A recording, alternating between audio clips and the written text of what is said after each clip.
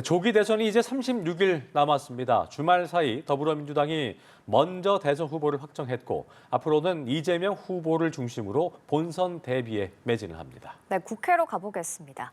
이다영 기자, 오늘 이재명 후보 움직임부터 전해주시죠.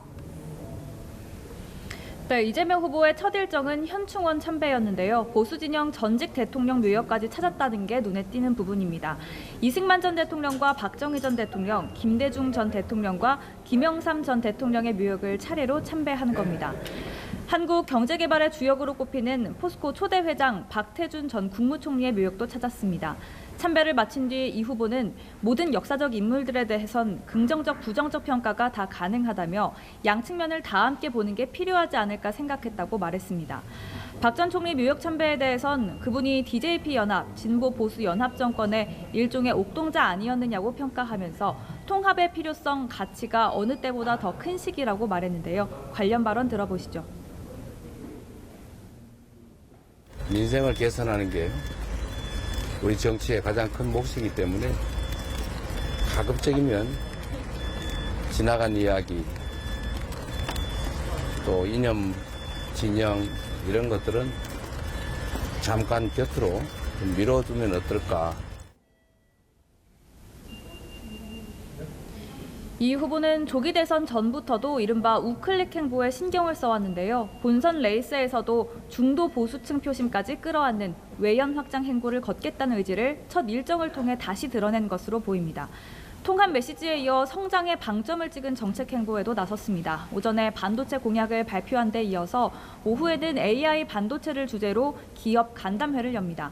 본선 레이스에 먼저 뛰어든 민주당은 곧 선거대책위원회 체제로 전환할 예정입니다. 오는 30일쯤 인선 발표를 목표로 선대위 구성 작업을 진행 중인 것으로 전해지는데요. 일단 이재명 후보는 보수 진영 인사인 윤여준 전 환경부 장관을 상임 선대위원장으로 영입한다고 밝혔습니다. 당내 통합 차원에서 이번 대선 경선 후보였던 김경수 전 경남지사의 선대위 합류 가능성도 거론됩니다. 이와 관련해 조승래 수석대변인은 지역이든 중앙선대위든 큰 역할을 할 것으로 생각한다며 당에서 고민하고 있다고 전했습니다. 자, 일단 대진표의 큰 축 하나는 결정이 된 셈이고요. 국민의힘의 대선 후보 선출 상황 어떻습니까?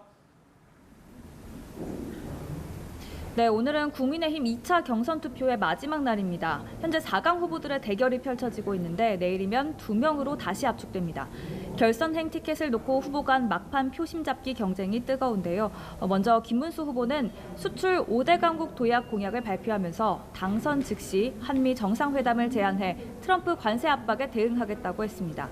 홍준표 후보는 중소기업 중앙회에서 간담회를 열었는데 간담회에 앞서 SNS에 이회창 대세론 속에서 나 홀로 분전했던 노무현 후보처럼 국민만 보고 묵묵히 내 길만 간다고 써 눈길을 끌었습니다. 한동훈 후보는 충남 아산 현충사에서 국방정책 비전 발표 기자회견을 열어 장시간 수중작전이 가능한 핵 추진 잠수함을 확보하겠다고 공약했습니다. 안철수 후보는 오전 국립대전현충원을 찾아 서해수호 영웅과 최혜병의 묘소를 참배했고 대전 충청 지역 공약을 발표했습니다. 국민의힘은 벌써 후보를 선출한 민주당과 달리 아직 경선을 진행 중인 데다 조만간 출마가 예상되는 한덕수 대통령 권한대행 등과의 단일화 변수까지 있습니다. 이 때문에 상대적으로 대선 후보 확정과 본선 준비가 늦어지는 모습입니다. 대신 당 차원에서 민주당 경선에 대한 비판을 내놓으며 지원 사격에 나섰는데요. 해당 발언 들어보시죠. 무려 89.77%의 득표율로 민주당이 이재명 1급 독재 정당임을 입증한 사실상의 이재명 대관식이었습니다.